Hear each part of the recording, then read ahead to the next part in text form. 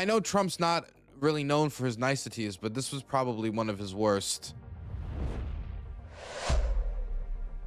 Oh God, man, I look it up and the first thing I find is not even, here's a Fox News clip, because it was a Fox News interview. Mind you, this is a friendly interview and he fumbles this like this. This is Ed Davey, by the way. This is the leader of the Lib Dems in the United Kingdom. He's known for like bungee jumping and Ferris wheeling. Don't ask any questions. Anyway, this is Donald Trump's statement that he made about the war in Afghanistan and European commitments to the war, and how they were essentially away from all the real fighting. They weren't on the contact line on the front like all the brave U.S. soldiers. They did their own kind of European patty cake, the bases. We've never needed them. We have never really asked anything of them. You know, they'll say they sent some troops to Afghanistan or this or that. And they did. They stayed a little back, a little off the front lines. But we've been very good to Europe and to many other countries. And, you know, now under my administration, that began because we had a very successful first term. That began then, but it has to be a two-way street. I mean, I could spend all the time here talking about where he starts this off by saying we never really needed Europe. Now, one could say that it was Europe's reliance on American consumer goods and other produced goods, finished products, refined goods that helped build up the American economy, and that Europe maintaining the second largest consumer market in the world. If you want to rebuild American manufacturing, what do you need on the other end of manufacturing? Someone to consume whatever you're manufacturing, right? And if you want to just do that only through the U.S. domestic market, that's an idea, but it's going to be a lot more difficult. So I could talk about the need for our economic relationship with Europe. I could talk about our historic relationship when it came to coordinating economic trade or coordinating economic sanctions, coordinating military action, coordinating diplomatic standards, reinforcing trade standards or standards around international law, global coalition against communism, whatever. You can point to any of these moments in history. But none of this is as important as what he said afterwards. We're saying that we don't need them is silly in and of itself. I mean, how many European defense firms are involved in the F-35 program? Hell, how many? I mean, there are European defense firms even in Denmark. European defense firms in Denmark involved in the F-35 program, as well as many other states. Again, we don't need them. We don't need them, even though they make critical components for the aircraft. We don't need them. We don't need them.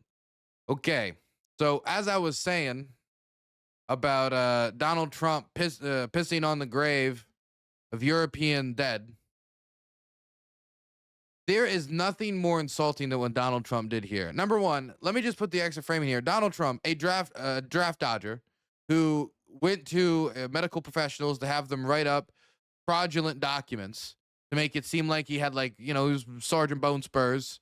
Doesn't need to go over there and fight. Rich people's kids get to dodge the war. Poor people's kids get to die in Vietnam, right? Not saying, he needed to go there and, destroy all the Viet Cong himself. I'm just saying, from that perspective, the perspective of somebody who got out of poor man's service, to then come out and talk about people who died in the line of combat. Because I hate to drop this news bomb on all of you guys. Big surprise. The Europeans were not just all, making soup, making soup, in the safest parts of Afghanistan. They were on the line of contact. Germans died, Danes died, French died, Brits died. 457 British, people of the crown, whatever you would want to call them, however you know them, they died in service. And they're in service of our interest of defending America after America was attacked on 9/11. Now, you can think whatever you want about the United Kingdom, but those people did not die because the United Kingdom was attacked on 9/11. They died because the United States was attacked on 9/11. And they died on the front lines, not far away choking on some chicken bone. And when you talk about the Danes, another country we're coming to blows with right now, they had about 40 to 42 men die. I can't remember the exact number, but I believe it was 42. French had deaths as well. So did the Germans. And I'm not even talking about all the casualties. I'm just talking about fatalities. Europe had over 1,000 fatalities in Afghanistan, dying in frontline service trying to fight against Al-Qaeda and the Taliban. I mean, do none of us remember Prince Harry and all those interviews and running to the Apache or whatever? That's quite a sacrifice from a continent that was not attacked. Mind you, from their perspective, there's a dedication to fighting terrorism that unites us all. They've also been affected by terrorism, but 9/11 and specifically going to Afghanistan after we were attacked, that was the only time Article 5 has ever been called upon, and we called it and they came. Think about being the mother of one of these soldiers and hearing this. Think about being somebody who lost their soldier, lost their son, I don't know, in 2009. It doesn't really matter the year or when, but in service in Afghanistan. And you did it, he did it under the idea of, oh, he wanted to fight against terrorism or he wanted to serve his country. And you believed it was worth something. And then you listened to the president of the United States, the president of the country that was attacked on 9/11. And then your son went to Afghanistan and died because that country was attacked, saying that your son's service wasn't worth all that much anyway. That your son was probably, way behind the line, doing the coward's work, not doing the fighting work. That's the way he talks about it. That's the tone in which he says it. Again, all these jobs like engineering are important, but the tone at which he speaks like that. Oh, they helped, quote unquote. Oh yeah, they sacrificed, quote unquote. Thousands of casualties as a sacrifice. And this really did anger people and put these diplomats and politicians in a position where they had no choice but to criticize Donald Trump openly. And this didn't just extend to Keir Starmer, even though his words were probably the most openly full of condemnation, because the British, out of all the European powers, lost the most dead in Afghanistan, 457, plus many other casualties. Let me start by paying tribute to the 457 of our armed services who lost their lives in Afghanistan. I will never forget their courage, their bravery, and the sacrifice that they made for their country. There are many also who were injured, some with life-changing injuries. And so I consider President Trump's remarks to be insulting and frankly appalling. And I'm not surprised they've caused such... I've never heard Keir Starmer use that type of language towards Trump ever, even in reference to Greenland when he put out open support for Greenland. He never used the word appalling before. But what can he say? He's the British Prime Minister, and their war dead were just disrespected. There's nothing he can say, but this is disgusting. Insulting and frankly appalling. And I'm not surprised they've caused such hurt to the loved ones of those who were killed or injured, and in fact, across the country. As well as politicians expressing a view, a lot of the relatives, some bereaved, others whose sons in particular suffered dreadful injuries. One is Diane Durney, mother of a man called Ben Parkinson, dreadful injuries. She has said that you need to be tougher with President Trump and demand an apology from him. Will you call for an apology from the president? Well, I've made my position clear, and what I say to Diane is if I had misspoken in that way or said those words, I would certainly apologise, and I'd apologise to her. This is becoming a bit of a habit now. You're having to distance yourself and criticise.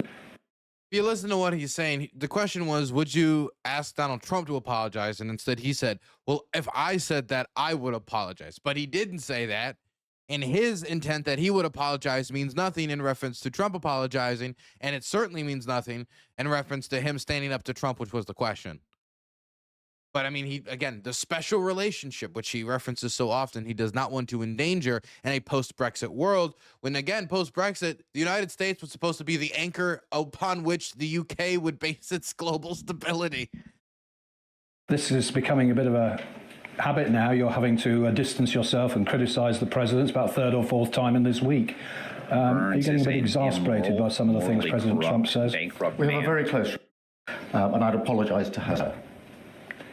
This is becoming a bit of a habit now. You're having to distance yourself and criticise the president about third or fourth time in this week. Morally corrupt, are you getting a bit bankrupt exasperated man. by some of the things President Trump says?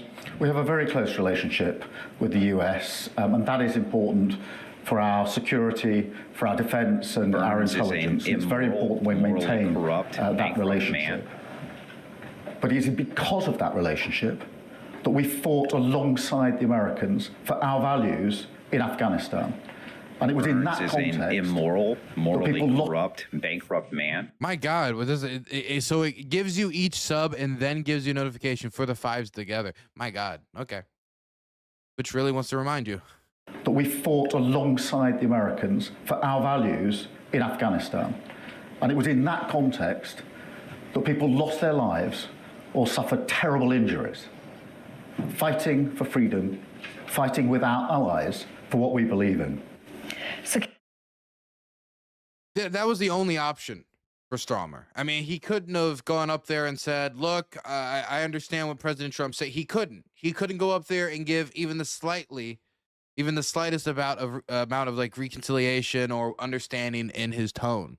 And even then, it was not enough when one woman, any parent of anyone deceased or bereaved by the war, is going to, of course, it's going to be immense moral weight, immense political weight between the words in their sentences. They're going to have to weigh it. They're going to have to listen. They're going to have to respond with force. And his response to the woman's question of standing up to Trump was essentially, I would apologize if I was saying what Trump said. So, I mean, even when he sounds his strongest, one question was all it took to remind us all of that ever-present lack of leverage that is perceived by those on Downing Street in the relationship. This is something that pissed off not only the Brits, this is something that pissed off the French, this is something that pissed off the Danes, this is something that pissed off the Germans, and this is within a context where the United States is also disregarding Article 5 in its claims of needing to annex territory in Greenland. While Donald Trump has said he's willing to make a deal, the Danes so far don't seem to know much of the details of that deal. And there was visits from the Danish Prime Minister to Greenland today as NATO's military operation in the area that was meant to boost security in Greenland is meant to continue, even as there's talk of this framework from the Trump administration. Plus, if you go over and you look at the White House, this is what they're posting right now. So some might say, oh, this is a sign of them making a framework that could lead to more sensor systems and detection software against missiles. Others would say, well, that's an American flag coming to Greenland to be planted to claim territory. So it seems like the same claims. And these types of mixed messages being sent by the White House is not going to be received well in Europe, as Trump is continuously received as Mr. Flip-Flop. And look, it wasn't just Keir Starmer. Like I said, it wasn't just Keir Starmer who took this negative tone with Trump after what he said. If you listen to Nigel Farage, this is the leading, one of the leading parties right now, Reform UK. They're polling quite well. We'll see how they do when elections come around. But for now, they're polling quite well. He had a back and forth with Mike Johnson over Greenland, where he said this is the biggest rift between the United Kingdom and the United States since 1956 in the Suez Canal crisis. That's quite a statement. And Mike Johnson seemed to be a little out of his comfort zone, being confronted by Nigel Farage when he probably thought this was going to be a much more friendly environment. Most of the interview was friendly, mind you, but he did not perform well in that interview section. Either way, though, now Nigel Farage is being asked about this disrespect of British war dead, and how can you, as the Trump whisperer, Nigel Farage, as the man whose brand was so openly tied to Trump, who went and campaigned with Trump, it's really hard for him to distance himself from Trump, to lose those in his base who really like Trump. But he also, it's hard for him because of his long-standing image being next to Trump. And so he has to find a way to counterbalance that will keep his party competitive and not looking like, say, Putin's stooge, as most of British society thinks the United States has been way too accommodating of the Russians. I agreed with him saying that America had borne a very heavy burden. But there was one thing that he did say that I have to take issue with. He said, NATO have never given us anything back. And I will object to that politely by saying this. When the decision was made to go into Afghanistan, we went in with America and a coalition of the willing. We stayed by America for the whole 20 years. We proportionately spent the same money as America. We lost the same number of lives as America, pro rata. And the same applies actually to Denmark and other countries too. So it's not quite fair. We're talking about, when we talk about the amount of people in the country and the amount of people that you're losing, if you were to do a comparison population wise. Remember after the October 7th attacks, how many people was talking about like, oh, well, if you do it, compare Israel's population size to America's population size, this is like 11 9/11s. Well, that's not necessarily the best way to compare historical tragedies or necessarily try to elicit a foreign policy response. It is, comparing population sizes when talking about casualties, to talk about the, comparative effects on nation states is important. And that is what he's at least referencing there for the amount of people that they actually lost in comparison to how many people are in the United States and how many they lost. I think he meant to see per capita either way. I don't know what he mean by pro rata. I've never heard pro rata before, but that's what I assume he was getting at, because that would make sense. Either way, this is another man who's now having to distance himself from Donald Trump. And as he's distancing himself from Donald Trump, it's not hard to see why. Because right now, Reform UK already has a Russian corruption scandal. It is a country that is one of the most supportive of Ukraine, and they want to distance themselves from that. And they certainly want to distance themselves from Trump, taking the same type of imperial expansionist goals under his own purview, under his own framing, and aligning himself with that, especially while he's doing it, he's disrespecting your country's war dead as a nationalist politician. That just can't really be dealt with, can it? And before Trump even said what he said about the war dead in Afghanistan, Bardella is the leader of the RN in France. You might know it as Marine Le Pen's party. Marine Le Pen. Well, Marine Le Pen has come up into some legal issues, and so her running for president again is we don't know if it's ever going to happen. But what we do know is that Bardella, a younger face of the party, is striving for a political power, and he is distancing himself from Donald Trump. Yes, Marine Le Pen's party is distancing themselves from Donald Trump. This is in specific reference to Greenland, where he does not want to see the territorial sovereignty and all this, right-wing messaging on sovereignty and the sovereignty of the nation state, the sovereignty of peoples. You can't message on that and then say, but not Greenland, but not all of the EU, but not NATO, but not, you can't do that. It's seen as hypocritical. And you already don't want to be seen as somebody who's an appeaser of Putin, and considering the party's history, that could be seen as a problem.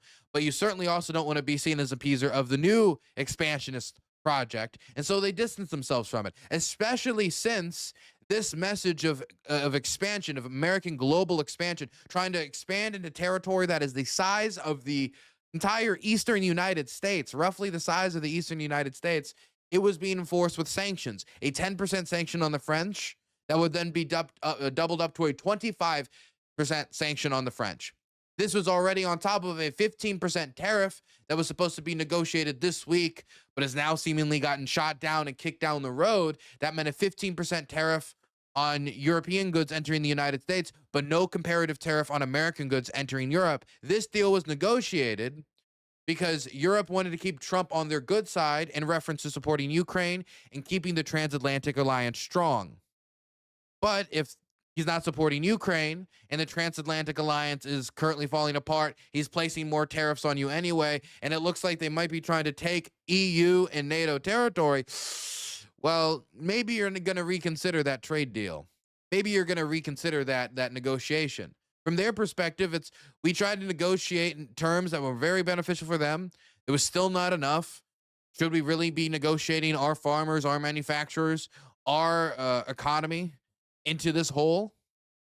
And so this creates a divide on economic terms. It creates a divide on territorial terms and geopolitical terms.